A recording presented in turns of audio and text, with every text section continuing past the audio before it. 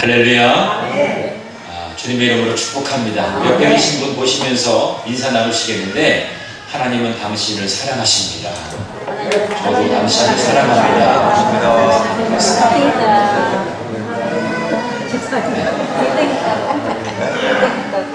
하나님께서 여러분을 사랑하십니다. 저도 여러분을 사랑합니다. 아멘. 오늘 스바냐 3장 17절의 말씀을 통해서 하나님의 사랑을 경험하라, 이 말씀의 제목으로 함께 은혜를 나누고자 합니다. 우리가 이번 주간까지 주일 오후에 큐티 세미나를 갖습니다. 제 바람은 여러분들이 큐티를 통해서 하나님의 음성을 듣는 거룩한 습관이 여러분 몸에 배기를 간절히 바랍니다. 이 세미나를 참석하신 여러분에게 하나님께서 특별한 은혜와 감동을 허락하실 줄로 믿습니다. 성경을 읽고 묵상을 하다 보면 우리가 성경 66권 전체에 흐르는 줄기를 만날 수가 있습니다. 성경 전체에 흐르는 주제가 있다는 겁니다. 그건 뭐냐면 하나님이 우리를 사랑하신다는 거예요. 구약에 흐르는 모든 이야기나 신약에 흐르는 모든 이야기의 중심에는 하나님의 사랑이 있다는 겁니다. 하나님이 이스라엘 백성들을 사랑하셔서 그들을 구원하셨어요. 이 백성들을 사랑하셔서 예수 그리스도를 보내주시고 그 예수님을 통한 진정한 구원의 기쁨과 감격이 우리 안에 임하게 되었다는 사실, 얼마나 놀라운 일입니까? 그러니까 이 하나님의 말씀에는 우리를 향한 하나님의 사랑의 약속과 언약이 분명하게 주어지게 되는 거예요. 그러니까 우리가 매일매일 그 하나님의 사랑을 확인하고 그 하나님의 사랑 때문에 우리가 더 강건하게 세워져야 함을 말씀을 통해서 우리는 경험하게 되는 것입니다. 특별히 하나님의 말씀을 가만히 읽다 보면은 세 가지의 액체를 만나게 됩니다. 성경을 쭉 짜면은 세 가지 액체가 나와요. 하나는 뭐냐면 땀입니다. 하나님께서 우리를 구원하시기 위해서 열심을 내어서 정말 땀을 흘리면서 우리를 정말 사랑하시고 우리에게 관심 가져주시는 그 구원의 하나님의 그 열심, 그 땀을 우리가 여기서 만날 수가 있어요. 또 하나는 뭐냐면 눈물입니다. 그 아버지 하나님은 이제 집 나간 아들이 돌아오기를 갈망하는 그 마음을 가지고 눈물로 오늘이나 내일이나 올해나 늘 문 밖에 서서 기다리시는 그 아버지의 눈물 어린 그 사랑을 우리가 여기서 만날 수가 있어요. 여러분, 말씀을 가만히 살펴보십시오. 하나님의 눈물이 이곳저곳에 있음을 우리가 알 수 있습니다. 또 하나는 뭡니까? 바로 피입니다. 하나님이 우리를 사랑하신 최고의 결정체는 바로 뭐냐면 외아들 예수 그리스도를 아낌없이 내어주셔서 그 예수님의 보혈의 피가 이 말씀 가운데에 흐르고 있다는 사실이에요. 그래서 오늘날 우리 믿음의 사람들의 그 혈관에도 예수 그리스도의 보혈의 피가 흘러야 된다는 것입니다. 그 보혈의 피가 우리로 하여금 나음을 얻게 하고 회복으로 가는 문을 열어주고 우리가 진정한 삶의 큰 행복을 누릴 수 있는 것이 바로 주님 보혈의 피의 공로로 가능한 것을 저와 여러분이 날마다 경험하기를 간절히 바랍니다. 그래서 요한일서 4장 8절에는 뭐라고 말씀합니까? 하나님은 사랑이시다, 그렇게 말씀하고 있는 거예요. 여러분, 왜 하나님이 죄 많고 허물 많은 우리를 왜 사랑하셨을까요? 하나님은 사랑 그 자체예요. 하나님은 사랑이시다. 하나님이 사랑이시기 때문에 우리를 사랑하는 거예요. 우리가 뭐 잘나서 우리가 착하고 교회 생활 잘해가지고 우리가 기도를 열심히 해서 우리를 사랑하는 것이 아니라 하나님 그 자체가 사랑이시기 때문인 거예요. 하나님께서 오늘도 저와 여러분을 사랑하고 계심을 여러분들 믿음으로 고백하게 되기를 간절히 바랍니다. 이 사랑은 그래서 나의 고백뿐만 아니라 내 삶 속에서도 경험되어져야 하는 것입니다. 하나님이 나를 사랑하셔서 지난 한 주간 동안에도 우리가 멋지게 승리한 거예요. 따지고 보면 하나님의 인도하심과 하나님의 사랑이 없었다면 우리가 지난 한 주간 동안에 우리가 살아갈 수 있었을까요? 내 피곤함과 내 고단함과 내가 답답하고 암울해서 무엇인가 붙잡기가 어려운 상황에서 하나님은 나를 사랑하셨다는 것, 그 사실이 나로 하여금 다시금 은혜의 보좌 앞에 당당하게 나아올 수 있게 한 줄로 믿습니다. 그 하나님의 사랑을 날마다 발견하게 되고 경험하게 되는 저와 여러분들에게 간절히 바랍니다. 이 하나님께서 나를 사랑하신다는 사실, 이것을 우리가 믿음으로 고백하는 것은 참 중요한 건데요. 하나님께로부터 내가 사랑받고 있다, 누군가로부터 사랑을 받고 있다는 이 사실, 이거는요 얼마나 큰 기쁨이 되는지 모릅니다. 그런데 누군가가 나를 사랑하는데 내가 그걸 모르고 있다, 그것처럼 참 서글픈 일은 없어요. 사랑 중에 가장 안타까운 사랑은 뭡니까? 짝사랑이라는 거죠. 나는 그 사람을 사랑하는데 그 사람이 나의 사랑을 몰라주는 거예요. 가장 참 안타깝고 참 서글픈 일입니다. 하나님은 우리를 사랑하시는데 우리가 그 사랑을 깨닫지 못하고 발견하지 못하고 내 삶 속에서 경험하지 못하는 거예요. 그렇기 때문에 늘 내 삶이 메마른 것 같고, 내가 왜 이렇게 살아가나, 그 살아가야 할 이유도 목적도 알지 못하는 거예요. 그런데 여러분, 하나님이 나를 사랑하셨다, 하나님이 나의 모든 형편 가운데서 찾아와 주시고 사랑으로 모든 것을 치유하셨다라고 생각할 때, 그 믿음의 고백이 있을 때는 내가 살아가야 할 이유와 목적을 알게 됩니다. 예수님은 공생애를 시작하실 때에 하늘에서 들려오는 이런 소리를 들었습니다. 마태복음 3장 10절의 말씀 보니까 하늘로부터 소리가 있어 말씀하시되 이는 내 사랑하는 아들이요 내 기뻐하는 자라 하시니라. 내 사랑하는 자라 그랬어요. 하나님께서는 공생애를 시작하는 예수님의 그 발걸음 가운데 첫 번째로 하늘에서 음성이 들렸는데 이는 내 사랑하는 아들이다. 하나님이 가장 사랑하는 아들이 바로 예수 그리스도라는 거죠. 내 기뻐하는 자다, 그렇게 말씀하셨어요. 예수님은 이 음성을 변화산에서 또 듣게 됩니다. 마태복음 17장 5절의 말씀 보니까 이는 내 사랑하는 아들이요 내 기뻐하는 자니 너희는 저의 말을 들을지어다, 그렇게 말씀하셨습니다. 예수님에게 가장 큰 힘을 준 것은 무엇이었을까요? 물질이나 어떤 권세가 아니었습니다. 하늘에서 들리는 하나님의 음성이었습니다. 너는 내 사랑하는 아들이다, 너는 내가 가장 기뻐하는 아들이라는 거죠. 그것이 예수님의 공생애를 감당할 수 있는, 예수님께서 공생애를 행할 수 있는 큰 힘의 원천이 된 줄로 믿습니다.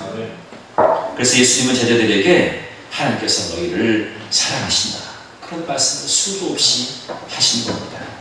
그처럼 우리도 하나님은 나를 사랑하신다, 그래서 나와 우리의 가족과 우리의 이웃도 사랑하도록 그 문을 열어주는 통로로 나를 쓰고 계시다, 이 사실이 우리에게 분명하게 고백되어져야 할 것입니다. 전도라고 하는 것은 뭡니까? 내가 하나님께로부터 받은 그 사랑을 이제는 이웃에게 그 사랑을 알려주고 전해주는 거예요. 그것이 바로 전도입니다. 그래서 하나님께서는 가장 기뻐하는 것이 바로 전도예요. 왜냐하면 내가 받은 그 사랑을 누군가에게 전해주는 거예요. 그것이 하나님께서 가장 기뻐하는 것이죠. 다시 말하면 내가 하나님의 사랑을 받았다는 분명한 그런 확증이 바로 전도인 것입니다. 내가 사랑하고 있는 것을 제가 알고 있구나, 그것을 알려주고 있구나, 하나님은 그것을 보시면서 가장 기뻐하신다는 거죠. 자, 오늘 하나님은 어떤 분인가? 오늘 우리는 스바냐 3장 11절의 말씀을 통해서 우리가 발견할 수 있습니다. 하나님의 그 포기하지 않는 사랑을 오늘 우리는 본문에서 말씀을 통해서 알 수가 있게 되는데, 스바냐서는 3장밖에 되지 않습니다.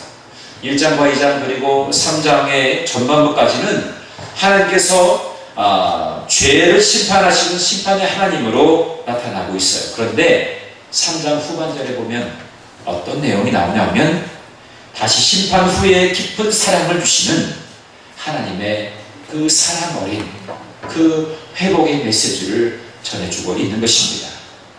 자, 오늘 17절에서 우리는 몇 가지를 우리가 발견할 수가 있는데, 첫 번째는 뭐냐면 우리 가운데 계셔서 구원을 베푸시는 분이시다라는 겁니다. 다시 말하면 우리를 구원해 주시는 분이라는 거죠. 오늘 너희 하나님 여호와가 너희 가운데 계시니, 그렇게 첫 번째 기록되어지고 있습니다. 하나님은 언제나 우리 가운데 함께 하십니다. 우리의 생각 속에 계시고 우리가 가는 곳에도 계십니다. 하나님이 우리 가운데 계시다면 어떤 고난도 어떤 문제에도 우리는 행복을 노래할 수가 있습니다. 그리고 어떤 일을 만나도 두려워할 필요가 없는 것입니다. 여러분 보십시오. 요셉도 감옥에서 하나님의 그 사랑을 힘입고 든든하게 섰습니다. 다니엘도 사자굴에서 믿음의 고백으로 하나님의 함께 하심을 믿음으로 그가 거기서 나올 수가 있게 되었죠. 또 사도 바울도 감옥에서 기쁨의 노래로 또 빌립보 교인들에게 편지하고 또 많은 이들에게 복음을 전하고 있는 것입니다. 어디에 있든지 어떤 모습이든지 하나님의 사랑을 발견한 자에게는 이러한 큰 기쁨이 있게 된다는 거예요. 다시 말하면 하나님의 모든 관심은 그 모든 이들을 사랑하시면서 그들을 위한 구원의 계획을 가지고 계시다는 겁니다. 상황이나 환경이 중요한 것이 아니도록 우리에게 그렇게 말씀을 통해서 권면해 주고 있는 것입니다. 초대교회에 그리스도스품이라고 하는 아주 위대한 설교자가 있었습니다. 근데 어느 날 로마 황제가 그를 제거하기 위해서 그를 잡아왔습니다. 그래서 그를 이제 독방에 가둬둬라. 신하들에게 그렇게 명령을 했어요. 그래서 이제 그리스도스품을 이제 독방에 가둬두려고 하는데 신하들이 반대를 하는 거예요. 황제시여, 만약에 이 그리스도스품을 독방에 가두게 되면 이 사람은 아주 신실한 기독교인이기 때문에 잘됐다. 그 독방을 내가 통째로 기도하는 자리로 내가 세워야 되겠다. 기도 소리가 크기 때문에 안 된다. 그럼 어떻게 되느냐? 그래서 신하들에게 다시 그러면 사형수들이 있는 방으로 그를 데려가라. 그랬어요. 그러니까 신하들이 또 반대하는 거예요. 안 됩니다, 황제님. 만약에 사형수들이 있는 곳으로 이 그리스도스톰을 데려가면 거기서 복음을 전해가지고 막 그 주변에 있는 모든 사형수들이 예수 믿고 아마 다 그리스도인이 될 겁니다. 그런 거예요. 그럼 어떻게 되냐? 그러면 당장 목을 치라. 그랬어요. 그러니까 신하들도 반대를 하는 거예요. 황제님 안 됩니다. 만약에 그리스도스톰에 목을 치게 되면 기독교에는 가장 최고의 꽃이 순교라고 하는데 순교하게 되면 이 기독교가 더 번성하게 되고 이 감당할 수 없는 그런 일이 생겨나게 됩니다. 그러니까 이제 로마 황제가 이제 고민하게 돼요. 그럼 어떻게 되냐? 고민하다가 결국에는 그거를 그 문제를 풀지 못해가지고 그냥 그러면 그냥 풀어줘요. 그랬다는 겁니다.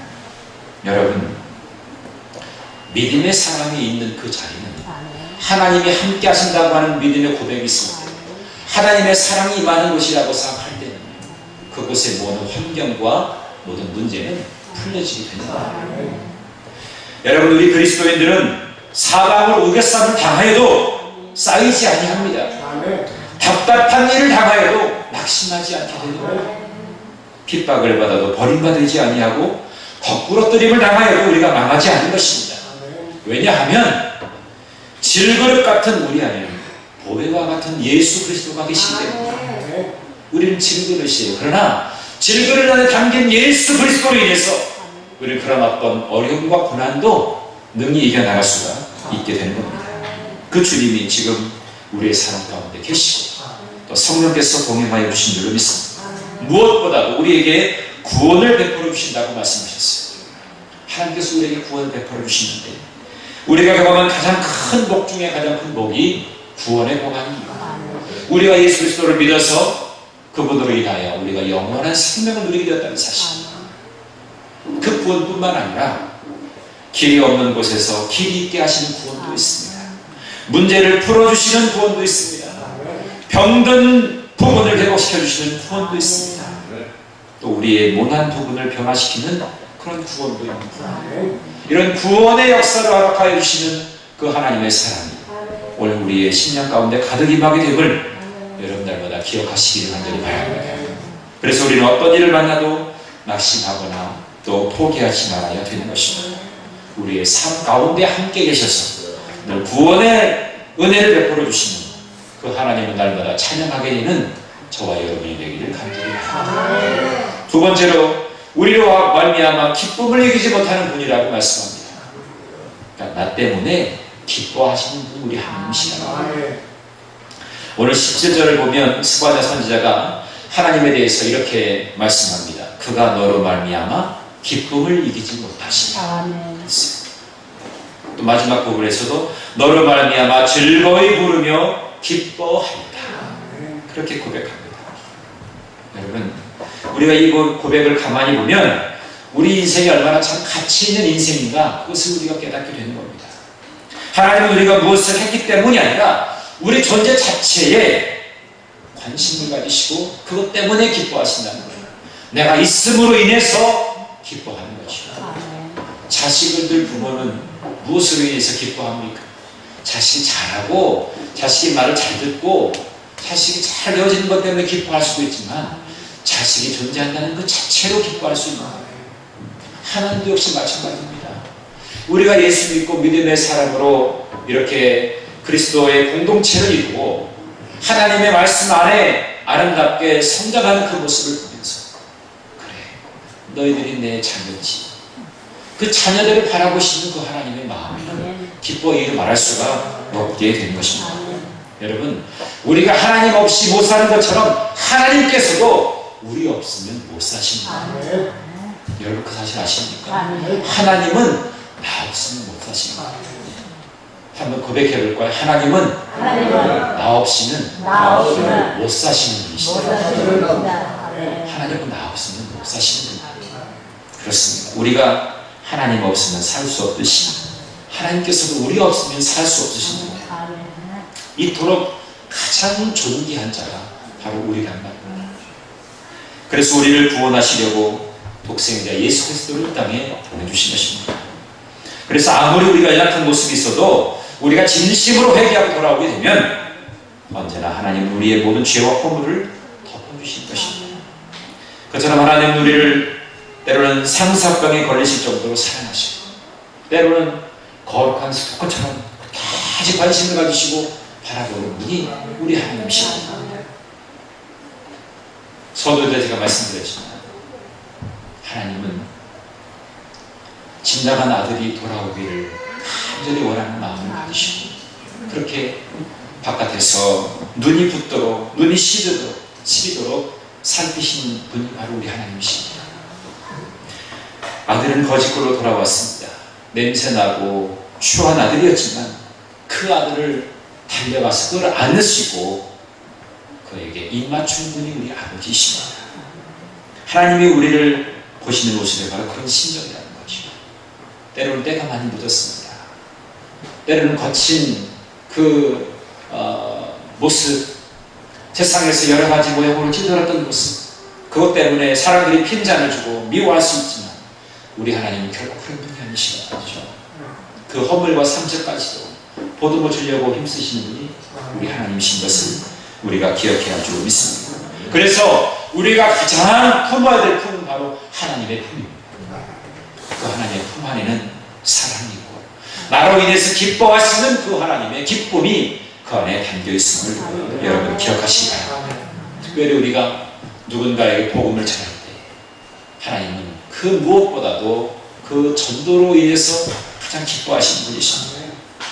우리가 누군가에게 복음을 전하잖아요. 그러면 천국에서 잔치가 벌어집니다. 그리고 하나님이 최고로 기뻐하시는 거죠. 나로 인하여서 기쁨을 이기지 못하시는 그 하나님을 바라보시면서 늘 마음에 소망을 품으시게 되는 저와 여러분들에게 간절히 바랍니다. 여러분, 나로 인해서 누군가가 기뻐한다는 사실 행복한 일 아닙니까? 더군다나 하나님이 나로 인해서 기뻐하시는 이 사실 여러분의 삶 속에 늘 고백되어지시기를 간절히 바랍니다. 마지막 세 번째로는 우리를 잠잠히 사랑하시는 분이라는 거예요. 하나님은 어떤 분이냐? 우리를 잠잠히 사랑하시는 분이에요. 조용히 다가오셔서 사랑하시는 분이라는 겁니다. 오늘 말씀에 하나님이 너를 잠잠히 사랑하신다, 그렇게 고백하고 있습니다. 하나님의 사랑은 시끄럽거나 일어나지 않습니다. 크게 떠드는 사랑은 되게 진실한 모습이 결여되어 있는 것들이 많아요. 시끄럽게 떠벌리는 그런 사랑이 아니라 우리 하나님은 잠잠히 사랑하신다. 여기서 잠잠히 사랑하신다, 이것은 우리를 향한 하나님의 사랑이 완전하고 위대하고 참 희생적인 사랑이 깃들어 있다는 것을 여기서 알 수가 있습니다. 그래서 로마서 5장 8절의 말씀을 보면 우리가 아직 죄인 되었을 때에 그리스도께서 우리를 위하여 죽으심으로 하나님께서 우리에 대한 자기의 사랑을 확증하셨느냐, 그렇게 말씀하고 있는 겁니다. 여러분, 주변을 살펴보십시오. 하나님의 그 사랑이 장자 임하게 된 그 사실들을 우리가 볼 수가 있는데, 해를 주시는 것, 공기를 주시는 것, 물을 주시는 것, 따지고 보면 한이 없죠. 내가 내 몸으로, 내 두 다리로 은혜의 보좌 앞에 나와서 내 믿음의 동역자들과 함께 예배할 수 있다는 이 사실까지, 비록 늘 익숙한 자리지만, 늘 평범하게 우리가 생각할 수 있지만, 그 모든 것이 하나님의 은혜인 것을, 하나님이 정말로 잠잠히 나를 사랑하심의 결과인 것을 우리가 발견할 수가 있게 되는 겁니다. 하나님의 그 소리 없이 베푸시는 은혜를 생각하게 되면 원망할 일이 없어요. 여러분, 내가 하나님의 은혜를 자꾸만 잊어버리는 순간에 무엇이 찾아오게 되냐면 원망이나 불평이 생겨나게 돼요. 자꾸 뭔가 까먹게 되면 자꾸 다른 것이 들어오게 된단 말이에요. 내가 하나님의 사랑을 잊고 있다라고 하는 것을 내가 분명하게 기억하게 되면 우리에게는 기쁨과 감사와 평강이 넘쳐나게 되는데, 그 은혜를 잊어버리고 망각하게 되면 불평거리만, 원망거리만 생겨나게 된다. 우리 안에 품어야 될 것은 뭡니까? 내 안에 잠잠히 늘 임하시는 하나님의 사랑이 있다는 사실. 때로는 우리에게 하나님께서 부어주시는 것이 불필요한 것을 채워주시는 분이 아니라 다 필요하고, 다 그 상황에 맞춰서 하나님은 원하시는 바가 있기 때문에 우리에게 때로는 주시는 거예요. 고통도 필요하기 때문에 주시는 겁니다. 눈물도 필요하기 때문에 하나님께서는 주시는 거예요. 가시도 필요하기 때문에 하나님께서는 주시는 거예요. 여러분, 맹장이 터져가지고 수술하고 그런 분도 있잖아요. 그래서 맹장이 없었으면 수술할 일도 없었을 텐데라고 하지만, 맹장이 없으면 우주여행도 못한다. 자, 앞으로 우주여행도 할 때가 이제 올 텐데, 맹장이 없으신 분들은 우주여행도 할 수 없어요. 그러니까 다 필요한 부분이 다 있다는 말입니다. 하나님께서 우리에게 모든 것을 주시는 것에 있어서 은혜를 받고 감사를 받게 되면 우리에게는 더 풍성한 기쁨이 솟아나게 되는 것입니다. 하나님께서는 오늘도 가장 합당한 방법으로 우리를 지켜주시는 것입니다. 그렇게 밤낮으로 지켜주시면서도 결코 생색내지 않으신 분이세요. 늘 잠자, 마치 스펀지에 물이 잔잔히 스며드는 것처럼 그 하나님의 사랑은 여러분의 삶 속에 또 이 한 주간 동안에도 그렇게 동행하실 줄로 믿습니다. 잠잠히 베푸시는 그 하나님의 사랑으로 여러분의 영혼을 가득 채우게 되시기를 간절히 바랍니다. 중요한 것은 우리가 말씀 가운데 거하는 삶입니다. 이 말씀을 우리가 묵상하다 보면, 큐티를 하다 보면 하나님께서 우리에게 잠잠히 사랑을 공급하신다는 것을 우리가 발견할 수 있습니다. 하나님의 말씀을 다른 말로 말하면 하나님의 러브레터라고 말할 수 있습니다. 우리를 향한 사랑의 편지입니다. 이 말씀을 지속적으로 묵상하셔서 잠잠히 내 영혼을 치유하시고 회복케 하시는 그 하나님의 은혜를 날마다 발견하게 되기를 간절히 바랍니다. 어떤 상황을 만나도 우리를 낙심할 이유가 없습니다. 오래전에 된 이야기인데, 사우디아라비아에서 있었던 진짜로 이루어졌던 그런 일이라고 합니다. 어떤 미국 사람이 차를 몰고 가다가 실수로 인해서 사우디아라비아의 그 아이를 쳐서 사망하게 하는 그런 일이 있었습니다. 재판을 받게 되는데 재판장은 아이의 아버지에게 여러 가지 보상을 제안했어요.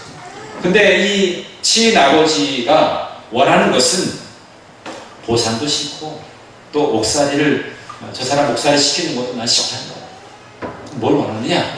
딱 한 가지를 원한다는 거예요.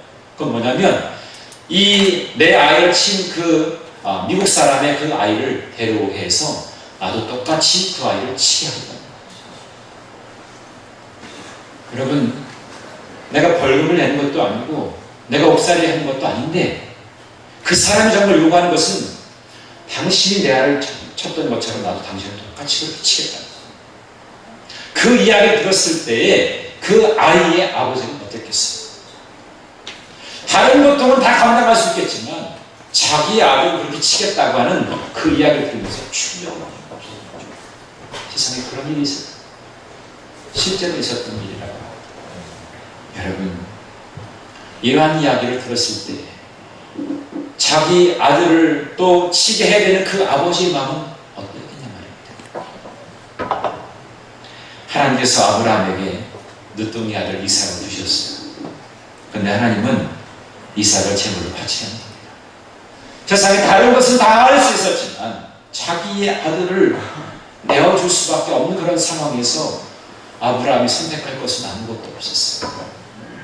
하나님께서 주신 것이기 때문에, 주신 아들이기 때문에 그냥 드려야 된다고 하는 마음이었지만 그 아버지의 마음에 얼마나 큰 아픔과 눈물이 있었겠습니까?